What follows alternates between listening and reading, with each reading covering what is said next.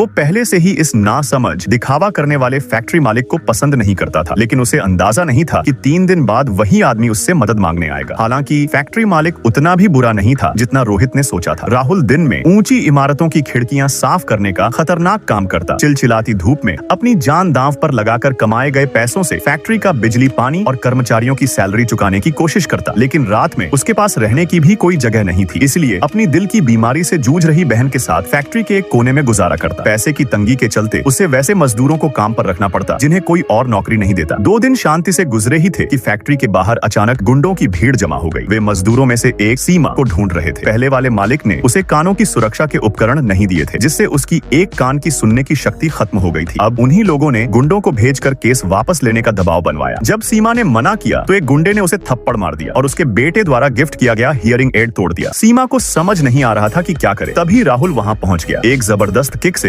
उसने गुंडे को गिरा दिया। तू है कौन बे? तुझे इससे क्या? ये फैक्ट्री मेरी है। गुंडे ने गुस्से में अपने साथियों को बुला लिया, लेकिन फैक्ट्री के मजदूर भी चुप बैठने वालों में से नहीं थे। व्हील चेयर पर बैठे बुजुर्ग ने सबसे पहले हमला किया। एक छड़ी घुमाते ही 2 गुंडे नीचे गिर गए। वहीं विशाल ने व्हील चेयर की स्पीड बढ़ाकर बुजुर्ग को सही टाइम पर सही जगह पहुंचाया। फैक्ट्री के सुपरवाइजर लीशु ने एक गुंडे को पकड़ लिया और छोड़ने का नाम ही नहीं लिया। फैक्ट्री जो अब तक बिखरी हुई थी अचानक एक परिवार जैसी लगने लगी, लेकिन गुंडों की संख्या ज्यादा थी और जल्द ही मजदूरों को दबा दिया गया। इसी बीच वो शख्स आया जिसे एक समय फैक्ट्री ने मजदूरों के हक के लिए लड़ने पर निकाल दिया था, अपूर्व। लेकिन इस बार उसका सामना किसी लालची मालिक से नहीं था। उसने कुछ ही सेकंड में गुंडों को काबू में कर दिया और पुलिस को सौंप दिया। इस लड़ाई ने फैक्ट्री के मजदूरों को सच में एक परिवार बना दिया। विशाल की शादी के दिन रोहित, जो बेस्ट मैन था, राहुल के पास पहुंचा। उसकी आंखों में पछतावा था। मुझे अपनी गलती का एहसास हो गया। क्या मैं वापस काम पर आ सकता हूँ? अच्छे मालिक बार बार नहीं मिलते, लेकिन राहुल के साथ कुछ बुरा हो चुका था। पैसे कमाने के लिए वह फिर से ऊंची इमारतों की सफाई कर रहा था। जलती धूप में ऊंचाई पर लटकते हुए बार बार कांच साफ कर रहा था। तभी उसका टूल अचानक नीचे गिर गया। साइट मैनेजर को ये अजीब लगा। राहुल इतनी बड़ी गलती नहीं करता। ग्लव्स उतार के दिखा। राहुल ने धीरे से अपने हाथों को दिखाया। उसकी 2 उंगलियां टूट चुकी थी। दर्द सहते हुए भी वह 3 दिन से काम कर रहा था। साइट मैनेजर गुस्से में चिल्लाया, तुझे अपनी जान की परवाह नहीं है? आज तू गिरा तो कल कौन गिरेगा? मैनेजर की बात भले ही सख्त थी, लेकिन राहुल ने हाथ जोड़ लिए। एक मौका और दे दो, मुझे सच में पैसों की जरूरत है। मैनेजर ने उसे तुरंत साइट छोड़ने को कहा।